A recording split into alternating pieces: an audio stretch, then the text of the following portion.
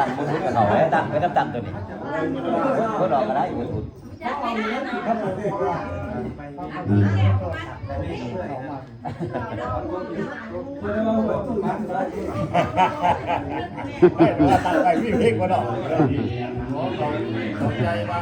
บ้า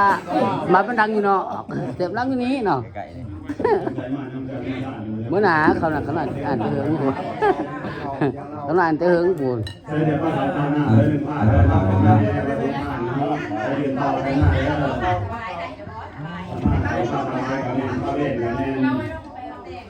ภาพดูสาพันธนาตายกันแน่เนาะแต่อาชีพว่าโรงงานการเงินกับที่ว่าภาพเล่นเนาะแต่หาภาพสบายย่อเรียกว่าภาพดูสาพันธนาตายเนาะ1 ล้านภาพตาหน้า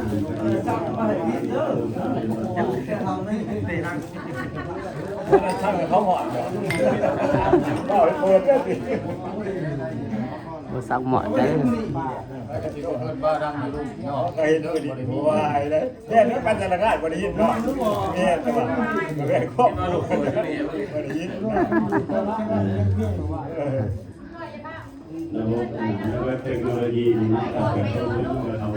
เฮ้ยใจสะพนจังเบิดพี่อัดได้อัดได้เขารอบไว้ไว้มันเข่าจะเปิดก็โทษอัดไว้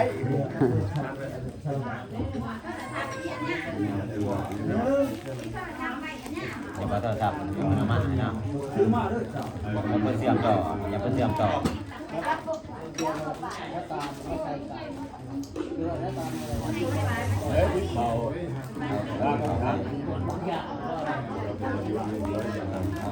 ค้ากันอะไรอ่ะหมูห้า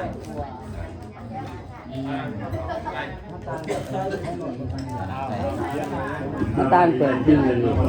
จักปีน้ำตาล8 ปีน้ำตาล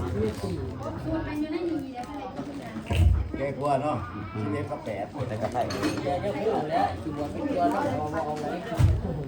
ขาดราคาเนาะไปเฮ้ยอยากมาบวชมาเลยไหมก็ใจรอหรอกเนาะมึงฆ่าแต่หลานฮะฆ่าแต่หลานฮะตั้งที่ตั้งใจเลยย่างคนมาจัดจะยิ่งดีวันภาพว่าภาพการมาถ่ายกับคนนั้นเพื่อให้การออกการจาเนาะที่เป็นผู้สนเป็นผู้นำก็มีแสดงการออกการจาแสดงของท่านใจว่าจะใจตรงกันเนาะตรงกันเป็นอาการต่างๆเรื่องกายการกระทำเนาะว่าจาที่การกระทำเป็นเรื่องที่ภายในมาสู่การเรียนการกระทำให้เป็นร่างที่พลังใจแรงสามารถเรียนร่างที่ร่างที่เราวันนี้เราสบายสบายทานนะไว้เกิดบุญเสียทานวันขอพ้นใหม่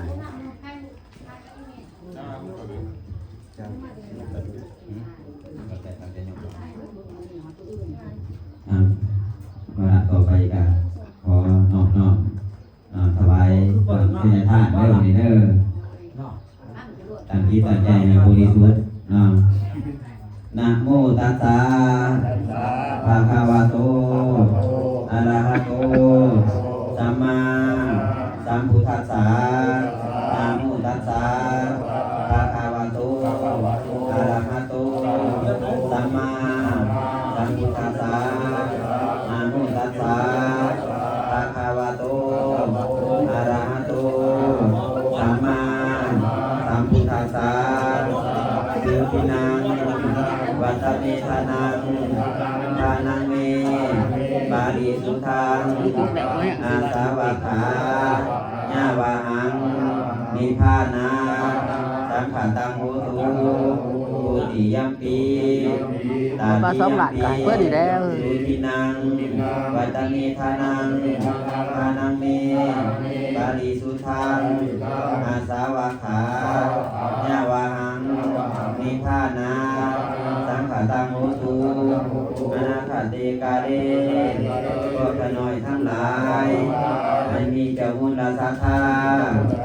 ผู้ขอพ้นแม่ไม้ก็เลยขอบครัวตามตูนั่งตายก็เลยขอบครัวบ้านเดียก็เลยขอบครัวเต่าหัวผ้าก็เลยขอบครัวคนโดยญาติพี่น้องทั้งหลายเหล่านี้เห็นดีฟังพอ ยินดีให้ทานการให้ของมีโภชนาอาหารพร้อมทั้งเขาวิทาบาทแต่ต้นกระพือพร้อมทั้งกองอาถากับทั้งเครื่องบริวารทั้งหลายเหล่านี้ขอจงถึงความสิ้นไปคือกองกิเลสและเครื่องดองสันดานในอนาคตการขอให้ได้ถึงซึ่งพานิพพานนั่นก็ขาดเถิดขอเดชะส่วนบุญกุศลผลบุญอันมีเท่าโตนั่งตายถวายทาน กองอาถาสองกองที่หนึ่งขออุทิศ โภชนาอาหาร ให้พ่ออุสูรให้แม่อุบุญกองที่สองขออุทิศให้แม่พันให้พ่อขันขอพวกเจ้าจงมาหอมหับเอายังกองอาถาที่ลูกได้ล้านได้อุทิศให้นี้ขอให้เหมือนดังพวกเจ้าทั้งหลายได้กระทำเอาเองนั่นด้วยเถิดถ้าได้หักแล้วถ้าทุกข์ขอให้พ้นจากทุกข์ถ้าว่ามีความสุขแล้วขอให้สุขยิ่งขึ้นไปขอเดชะส่วนบุญกุศลผลบุญอันมีพ่อพ้นแม่ไม้ไปสามต้นกระพือ10 ต้นขออุทิศให้แม่อุบุญ1 ต้นให้แม่พัน1 ต้นให้อุแพง1 ต้นให้เบาคัน1 ต้นให้อุพิลา1 ต้นให้อุปา1 ต้นให้อุเค1 ต้นให้อุมาคัม1 ต้นให้ยาบาง1 ต้นให้ยาเทียบ1 ต้นอันมีเจ้ามูลศรัทธาแม่แพงจันทร์ได้3 ต้นกระพือ7 ต้นขออุทิศให้อุพิลา1 ต้นให้อุแพง1 ต้นให้อุบุญ1 ต้นให้อุเค1 ต้นให้อุปา1 ต้นให้แม่พัน1 ต้นให้เบาพัน1 ต้นอันมีเท่าโตนั่งตายได้3 ต้นกระพือได้จากต้นนี้ขออุทิศให้อุบุญ1 ต้นให้อุพิลา1 ต้นให้อุพัน1 ต้นให้อุมาคัม1 ต้นให้อุเครื่อง1 ต้นให้อุมี1 ต้นให้อุพัน1 ต้นให้อุแพง1 ต้นแล้วก็ให้แม่ทุที่1 ต้นให้อุเทศ1 ต้นให้อุปา1 ต้นอันมีนางเตียได้3 ต้นกระพือ5 ต้นขออุทิศให้อุบุญ1 ต้นให้อุพัน1 ต้นให้อุเพง1 ต้นให้อุพิลา1 ต้นให้อุมาคัม1 ต้นอันมีนางปูตาบัวผ้าได้3 ต้นกระพือ5 ต้นขออุทิศให้อุบุญ1 ต้นให้อุพัน1 ต้นให้อุแพง1 ต้นให้อุพิลา1 ต้นให้อุมาคัม1 ต้นอันนี้นางแทงบ้านน้ำแทงได้เฮ็ดต้นกระพือ5 ต้นขออุทิศให้อุบุญ1 ต้นให้อุพัน1 ต้นให้เบาคัน1 ต้นให้พ่อเครื่อง1 ต้นให้แม่ทุพี่1 ต้นอันนี้นางทองบ้านน้ำแทงได้3 ต้นกระพือ5 ต้นขออุทิศให้อุบุญ1 ต้นให้แม่พัน1 ต้นให้เบาคัน1 ต้น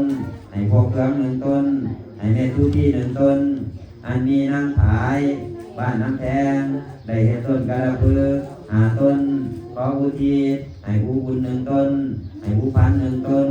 ให้เบาคัน1 ต้นให้พ่อเครื่อง1 ต้นให้แม่ทุพี่1 ต้นอันนี้นางสมบ้านน้องขนันได้เฮ็ดต้นกระพือ3 ต้นขออุทิศให้อุแพง1 ต้นให้อุบุญ1 ต้นให้แม่พัน1 ต้นอันนี้พอสิทธิ์บ้านน้องขนันได้เฮ็ดต้นกระพือ3 ต้น ขออุทิศให้แม่อุคุณหนึ่งต้นให้อุพันหนึ่งต้นให้เท่าพันหนึ่งต้นอันมีนางถูกป่าน้องพนันเตต้นกระพือ